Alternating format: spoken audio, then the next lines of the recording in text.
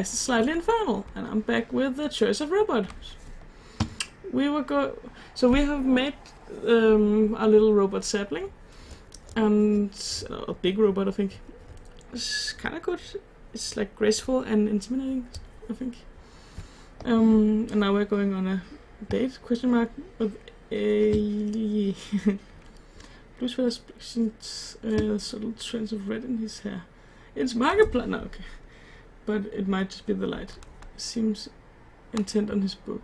Still intent on his book. He takes out a pencil from the pocket and begins scratching in the book from the napkin. You turned in the table. Hey!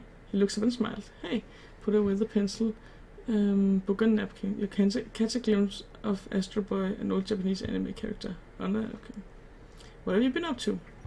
And Astro Boy is, I believe, the first predecessor of Mega Man, so that's like a robot.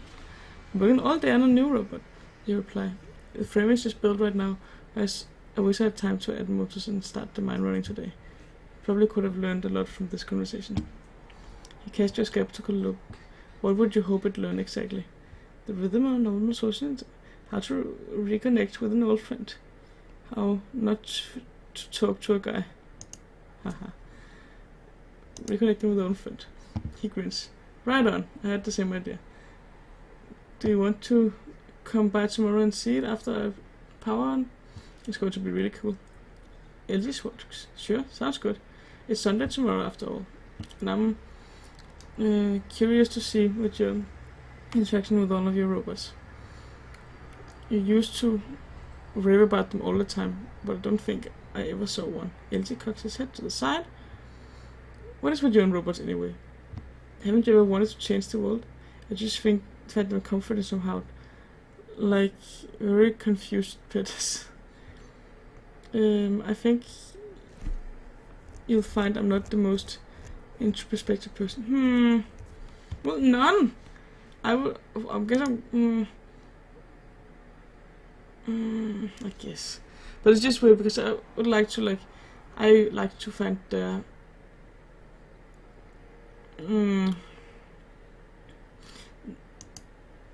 it like sets humanity in perspective, and I think that's really interesting personally. Because I'm just I can say the same about Lisa about rushing your hair.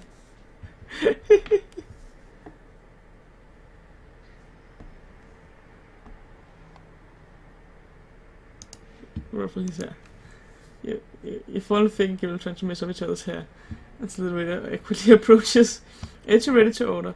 You both hardly look at the menu, but you tell the waitress to come back. The taggiest maki rolls look like they're named after a jazz standard, and the waitress returns to tell you you'll have the Paper Moon. When the waitress leaves, says Paper Moon is such a cute song.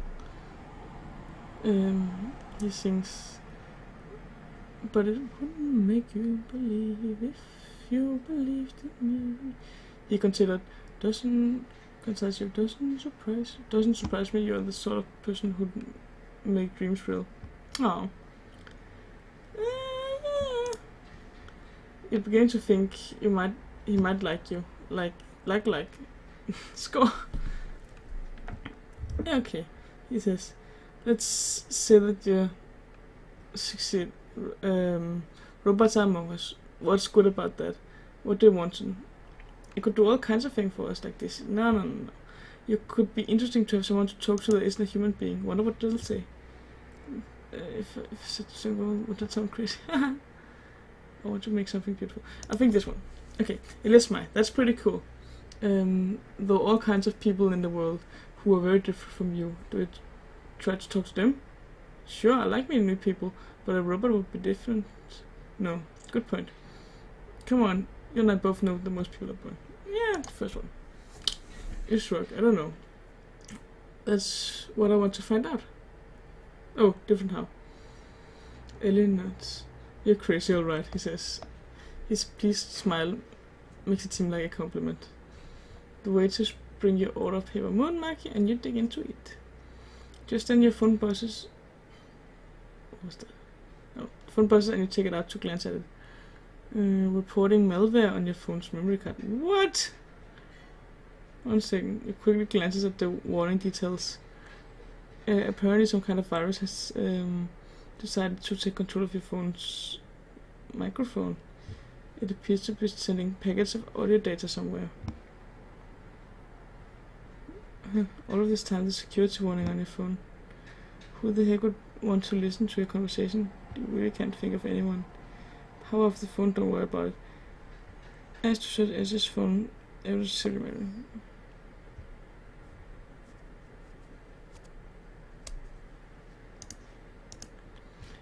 Can I see your phone for a second?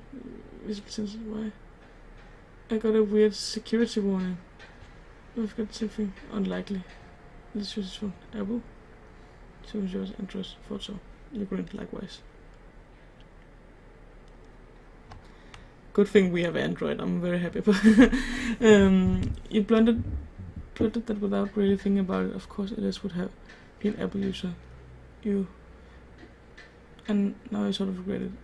It may be this thing that would come between the way people who owned GameCubes when you were young and had a little standoff with PlayStation owners and vice versa. You suppose you could insist on checking his phone for malware, but it might seem a little crazy at this point. Press any of your phone to start some.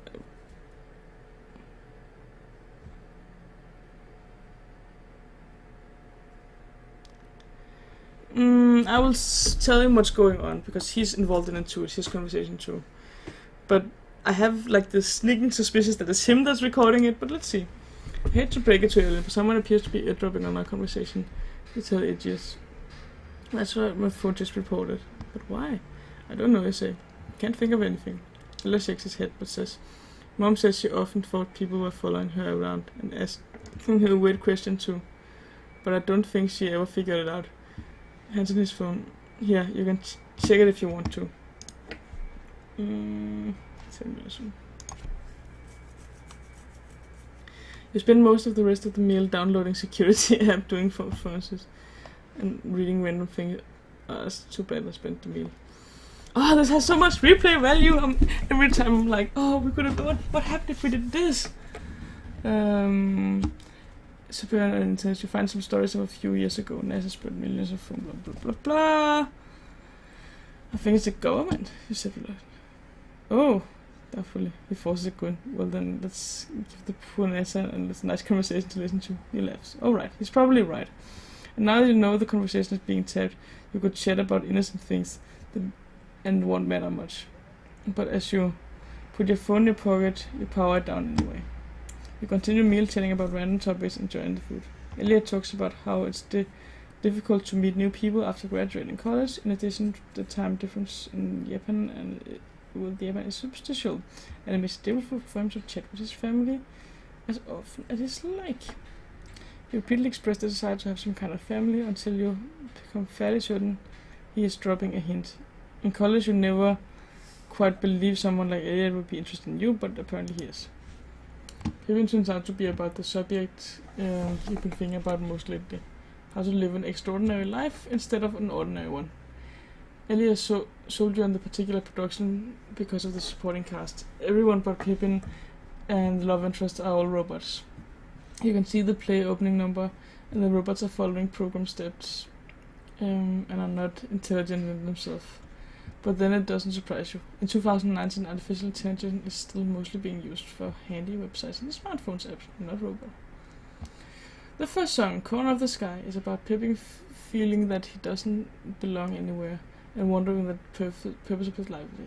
Robots, which looks like imitations of Robbie, the robot from Forbidden Planet, are toiling the ordinary lives while Pippin thinks about his wish for something better. It's called an I Wish song, Elliot whispers to her. I heard this American Life that musicals have to start with a song that's about the protagonist longs for. It's like an unwritten rule of musicals. Let's see. Jekyll and Hyde, true. I need to know. That's what he wants to do. Phantom of the Opera, what's the first song? I guess it's Think of Me. So that's not really her desire, but she gets kind of what she wants. And what else? I'm blanking on musicals. How embarrassing. Ton of music. Oh, Hills I Like. Yeah, it's kind of true. What is your I Wish song? Probably some recall conversation marathon. Perhaps I wish be sapling a new frame built today. Does have long to go. You start to find everything hold of your hands. Quietly panic and don't react. Squeeze his hands.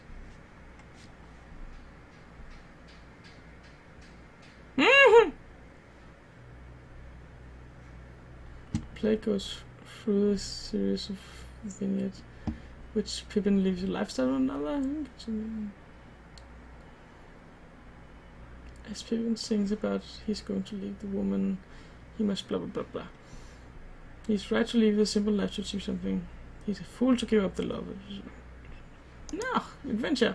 You have always done the same thing. You have given a choice between doing social things or consider always chose the option that would lead to greatness in the end.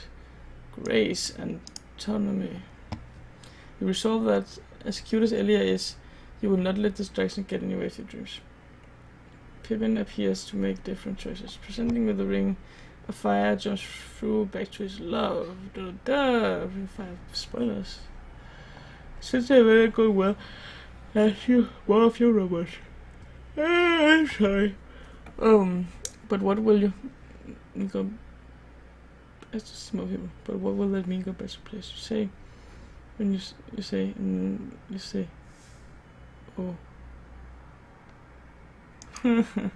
Into the apartment and flick the light. Somewhat embarrassed. An unmade bed, mess clothes left on the floor. I'm sorry you couldn't see my robot in action tonight. Say, yeah, check this out. You show Ellie a little eight-legged robot with an old smartphone for a body. What's that with you and phone robots? Ellie asks. Well, I hate to throw out my old phones, and when my plan give me a free one, you respond. Then the professor usually still as powerful as a desktop of a few years ago. My old phones so I use my old phones for robots. This one does simulate location and mapping for slam shots. You power on the robot and let it go on the floor. It promptly starts ramming the trash can next to a bed. Slam, you say. It is. Slam, you say, is his amuse. It worked in college. There's a little dark in here, Alice says. He appears with the fishbowl-shaped light fixture. I think one of the balls is out of there. He stands in the chair, quietly unscrewing the fixture. And hands it to you. Instead of the light bulb underneath his arm. Thanks, you say, a little embarrassed and fixed. And the light fixture is hella dusty. You have another? He asks, unscrewing the light bulb. No, you said. And then an idea strikes you. I think pickles are luminescent when the electricity. I saw it on Disney Channel when I have one in the fridge. Alex is get your dupes. Come on, pickle. You're right. Problem not being enough. Not print enough the robot. I ask my neighbor first again. I want a pickle out. Elia left. Okay, sure. You go into the fridge and find a rather large drill pickle. Some sort of fairy. You stick a couple of spare wires you have lying around the end as Elia watches with amusement. You put the gloves into avoid electrifying yourself and climb onto the chair beneath the light fixture. Note to player: before engaging in any electrified pickle scenarios shenanigans yourself, be sure to buy a copy of Penn and Teller's book, How to Play with Your Food. Please keep a copy of the book open to the page of the electric pickle trick while attempting this stunt. Preferably with a handwritten note that says something like, I'm glad I learned this trick from this book and not any product of choice games. Be careful, Elizabeth. You wiggle the pickle into the socket. Soon your room is bathed in the green light from the pickly sun. You jump down from the chair. What the fuck? Pickle! This is weird and awesome in English. I like you. Your phone robot is now exploring your four corners of your room, showing curiosity about every stray piece of laundry on the floor. You realize that your copy of the map it makes. If you copy the map it makes and give it to Sapling, the head will start on exploring the world tomorrow. Autonomy.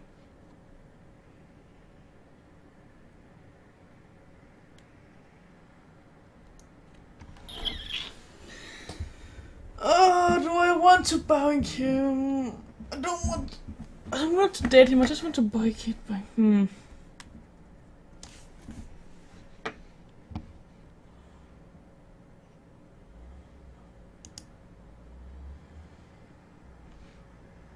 I want to boink.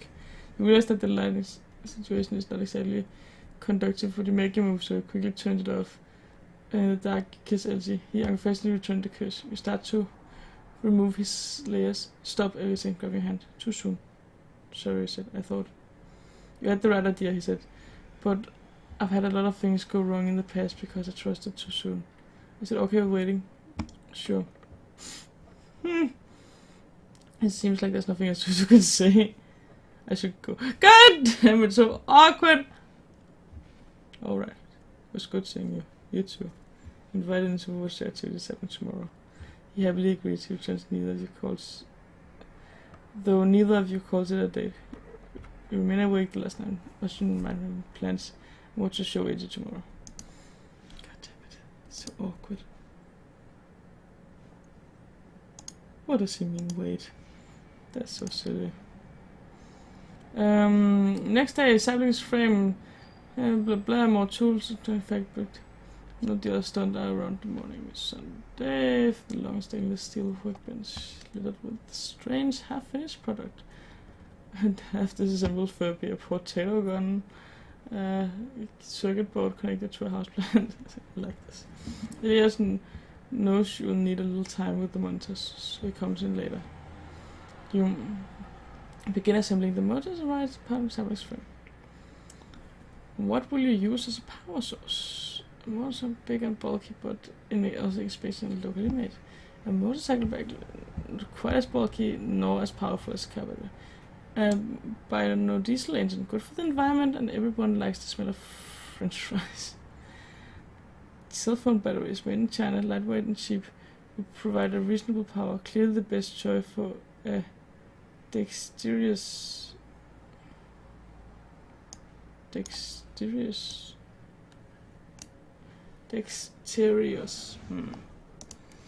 a second. This is me deciding if I want to spend money on the game. Okay.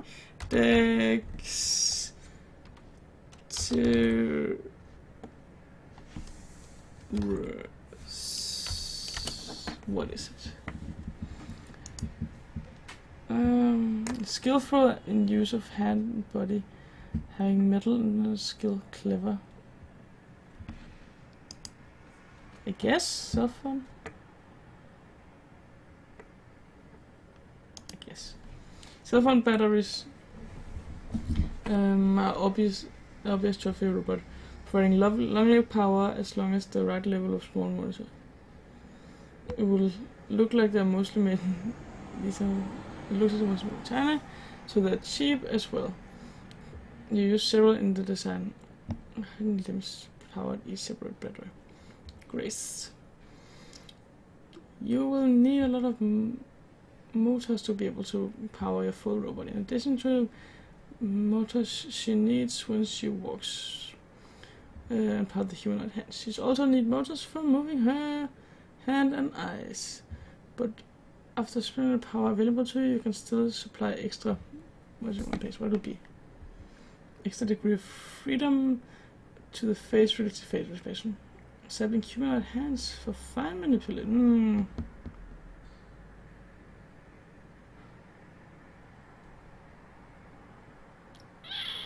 Oh, that's difficult. Facial expression will give you like easier way to communicate. I haven't prioritized that yet, so it would be a nice addition. You will not find print up, make it skillful, like make it us. But I think I'll give it mind. But what is mind? Is she like extra clever? Because what does that do?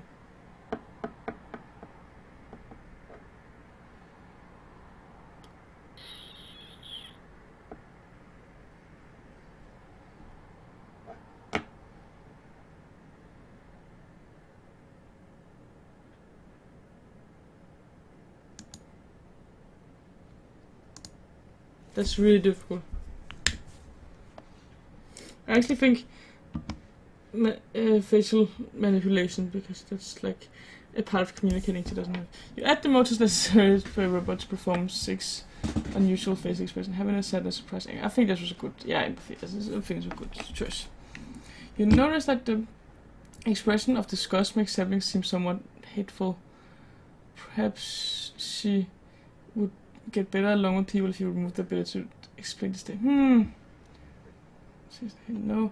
I want to allow one to have full range of emotion, including negative emotion. Actually, it would be somewhat entertaining to create a woman that smiles when they experience disgust. Nah, I'm gonna go with, like, let it have it. You decide to leave something to discuss. Empathy. Yeah. It's about lunchtime when NG hacks enters the hackerspace wearing a wet crew-cut shirt and shorts. Carries a shiny black bento box. Tourist box says, have finished project. Hey, Cynthia, that is me. He says, I thought you might have forgotten about lunch. I bought extra for you. He looks at Sabrin's friend with interest. What are you working on? Thank you, you shouldn't have. Okay. Yay, lunch! I also want lunch. Yeah, it's a good time actually. Okay, so I'm gonna cut the episode here, get some food, and then play some more. Thank you for watching.